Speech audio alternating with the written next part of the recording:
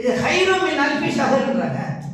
ஒரு இரவுல நீங்க வணங்குனீங்கன்னா அது வந்து 1000 மாதங்களை விட சிறந்தது.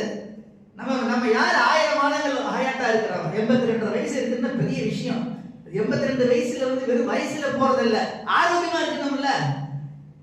ஒருத்தர் சொல்லிட்டு இருந்தேன் 60 70 ஆகிடுச்சுன்னா ரொம்ப கஷ்டங்க, முட்டிக்கால் வலிக்குதுன்றாங்க, பேக் பெயின் வருதுன்றாங்க, குனிய முடியலன்றாங்க, நிக்க முடியலன்றாங்க, படியார முடியலன்றாங்க.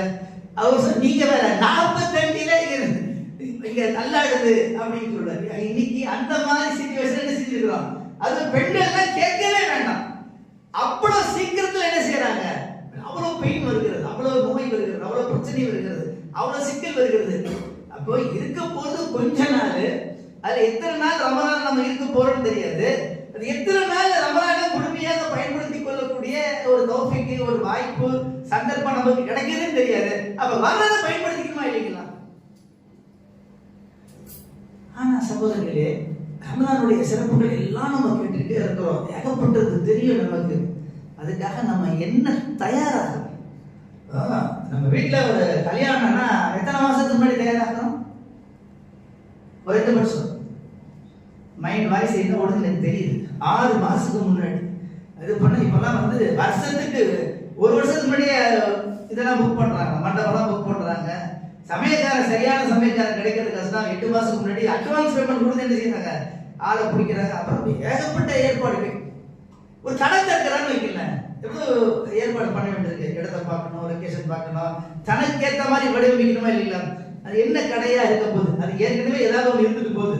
இப்போ துணி கடையா இருந்தா அதுக்கு ஏற்ற மாதிரி செய்வாங்க, நகை கடையா இருந்தா அங்கங்கே கண்ணாடி வச்சு இந்த கஸ்டமர்ஸ் எல்லாம் வந்து உட்கார்ந்து பார்க்கறதுக்கு பாதுகாப்பு ஏற்பாடுகள் அதெல்லாம் பண்ணுவாங்க. ஹோட்டலா இருந்தா அதுக்கு ஏற்ற மாதிரி வாஷ்ரூம், அது இது எல்லாமே பார்க்கிங் எல்லாம் பார்ப்பாங்களா இல்லைங்க?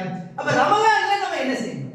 அதான் பெரிய பெரிய அறிஞர்கள், பெரிய பெரிய முகதிசின்கள், மார்க்க துறையில வல்லுநர்கள் என்ன பண்ணுவாங்கன்னா, ரமலான் மாசத்துல ஹதீஸ் பாடத்தை நிறுத்தி வச்சுட்டு குர்ஆன் பாடத்தை எடுப்பாங்களாம்.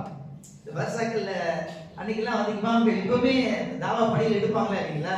எப்பவுமே அல்லாஹ்வுடைய பணியில தங்களை ஈடுபடுத்திக் கொள்வாங்களா இல்லைங்களா? அது மாதிரி ஒரு மிகப்பெரிய அறிஞர்கள் என்ன பண்ணுவாங்கன்னா, ஹதீஸ் முக்கியம் தான், இருந்தாலும் கூட இது குர்ஆனுடைய மாதம், எனவே குர்ஆனுக்கு நம்ம என்ன செய்வோம், முக்கியத்துவம் தருவோம். சகோதரர்களே, 12 மாதங்கள் இருக்கிறது என்பது நமக்கு எல்லாம் தெரியும். ஆனா குர்ஆன்ல